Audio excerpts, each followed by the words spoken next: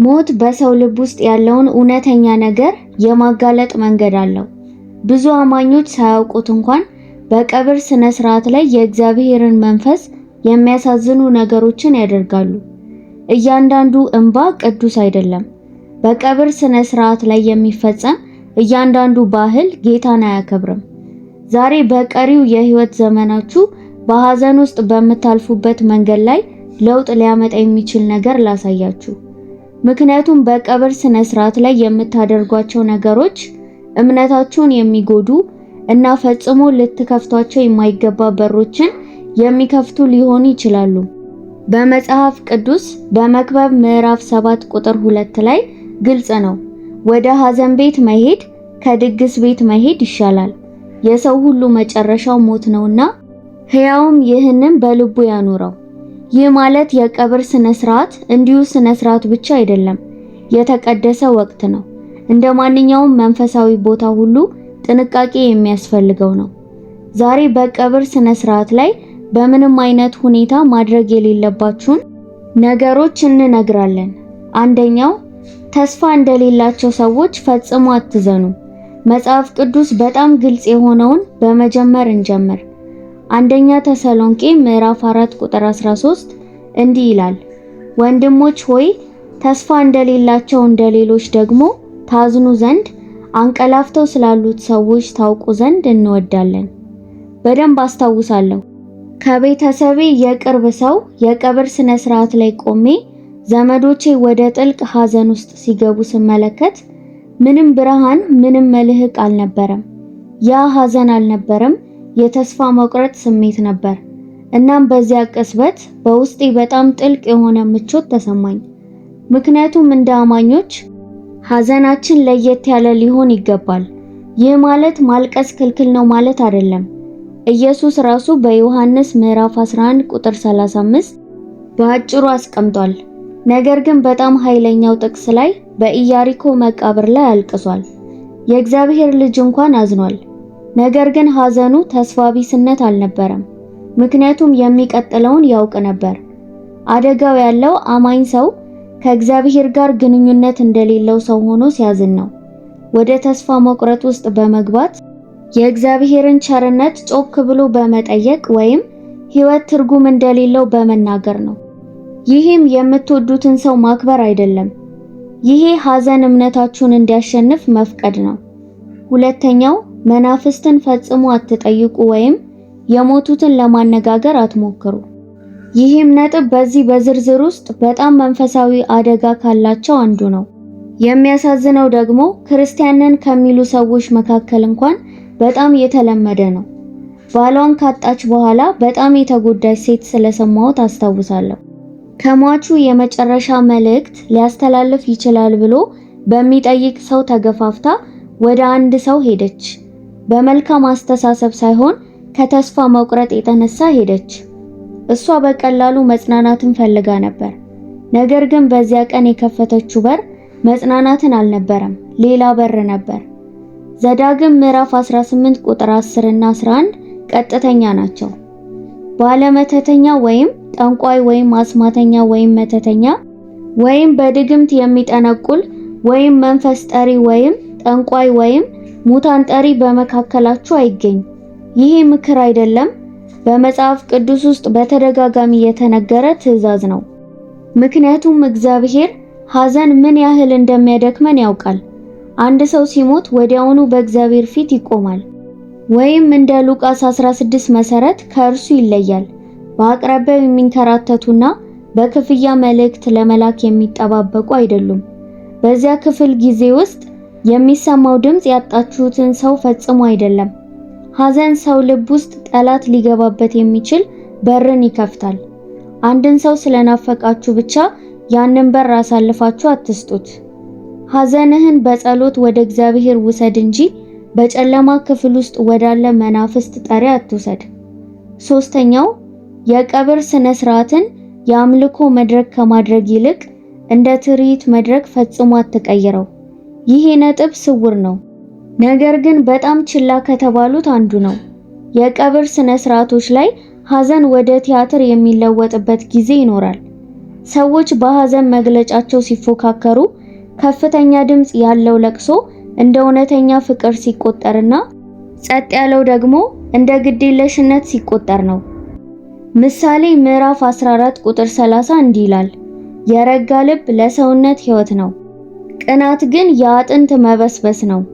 የቀብር ስነ ስርዓቶች ሰዎች እንዲታዩ ታማኝነታቸውን ለማሳየት ወይም የቆየ ጸብ ለመፍታት ሐዘንን እንደ መድረክ የሚጠቀሙባቸው እንግዳ መድረኮች ሊሆኑ ይችላሉ።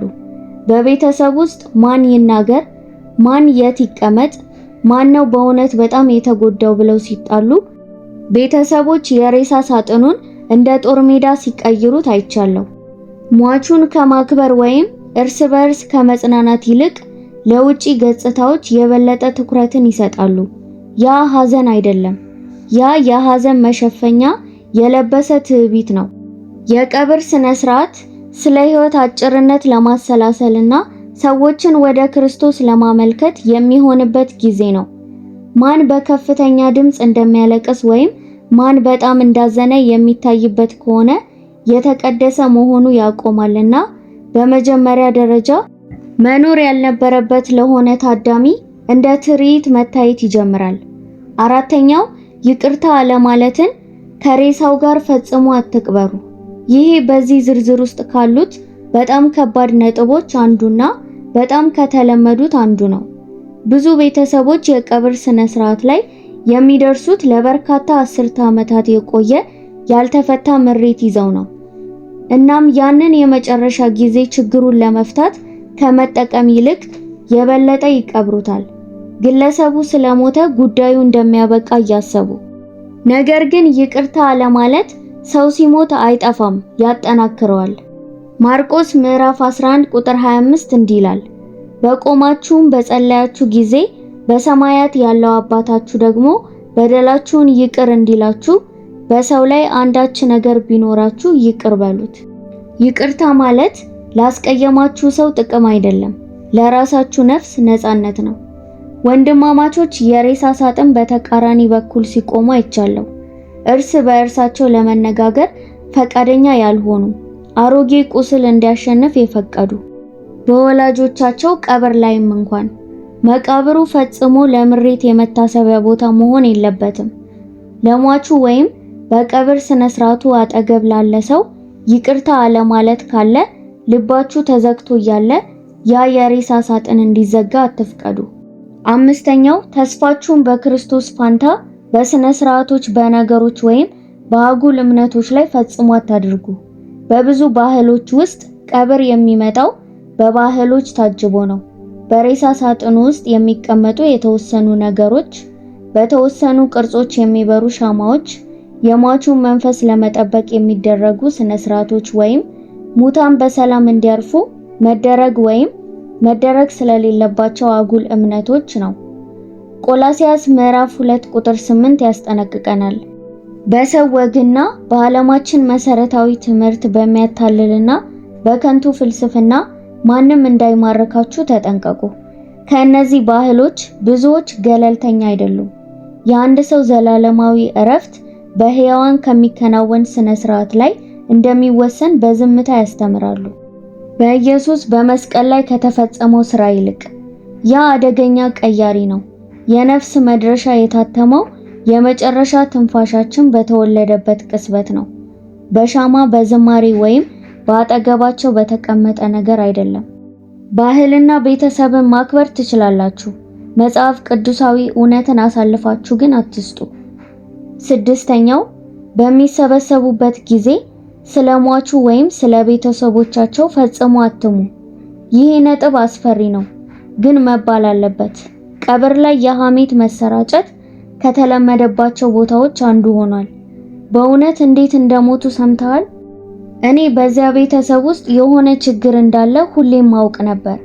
እንደዚህ የሚባሉ ብዙ ሐሜቶች። በምሳሌ ምዕራፍ 11 ቁጥር 13 እንዲህ ይላል፣ አማች ሚስጥርን ይገልጣል፣ የታመነ ሰው ግን ነገሩን ይሰውራል። ያዕቆብ ምዕራፍ 1 ቁጥር 26 ደግሞ ሃይማኖተኛ ነን የሚሉ ነገር ግን አንደበታቸውን የሚገዙ ራሳቸውን ያታልላሉ፣ ሃይማኖታቸውም ከንቱ ነው። እናም ሰዎች የህይወታቸውን በጣም አስከፊ ቀን ሲያሳልፉ ለነሱ ግን እንደ መዝናኛነት የሚያወሩትን ሰዎች ሰምቼ አውቃለሁ። ይህም ጥንቃቄ የጎደለው ብቻ አይደለም፣ ጨካኝነት ነው። በመቃብር አጠገብ ወሬ የምታወራ አንደበት ለሙታን ክብር አትሰጥም። በዚያ ክፍል ውስጥ ያለውን እያንዳንዱን ንግግር የሚመለከተውን አምላክ እያዋረደች ነው። ሰባተኛው፣ ከእግዚአብሔር በፊት የራስህን ዝግጁነት ሳትመረምር የቀብር ስነ ስርዓትን በፍጹም አትተው። ከሰባቱ ሁሉ ይሄ ምናልባት በጣም አስፈላጊው ሊሆን ይችላል። የቀብር ስነ ስርዓት ዘላለማዊነት የማይካድበት ጥቂት የህይወት ጊዜያት አንዱ ነው። መክብብ ምዕራፍ 7 ቁጥር 2 ሐሳቡን እንዲህ ሲል ያጠናቅቃል። የሰው ሁሉ መጨረሻ ሞት ነውና ሕያዋን ይህንን በልባቸው ያኖሩ። ይህ ማለት የቀብር ስነ ስርዓትን የምትሳተፉበት ዝግጅት ብቻ አይደለም ማለት ነው። ወደ ውስጥ የሚታይበት መስታወት ነው። መዝሙር ምዕራፍ 90 ቁጥር 12 እንዲህ ሲል ይጸልያል። ጥበብ ያለውን ልብ እናገኝ ዘንድ ዘመናችንን መቁጠርን አስተምረን። የምትገኝበት እያንዳንዱ የቀብር ስነ ስርዓት ከእግዚአብሔር ለራስ በሐቀኝነት እንድትጠይቅ የሚያደርግ ግብዣ ነው። የቀብር ስነ ስርዓቶች በግዴታ ብቻ የምንሳተፍባቸው ስርዓቶች ሊሆኑ አልነበረም።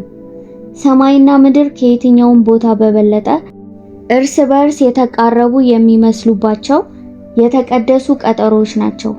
እናም ይህንን ዛሬ ከተረዳ ሐዘን የበለጠ የተቀደሰ ይሆናል። ቤተሰብ ይከበራል። በሚቀጥለው ጊዜ በመቃብር አጠገብ ስትቆም ከእግዚአብሔር ጋር ያለ ግንኙነት ከሐዘን ይልቅ የበለጠ ከእርሱ ጋር የተመሰረተ ይሆናል።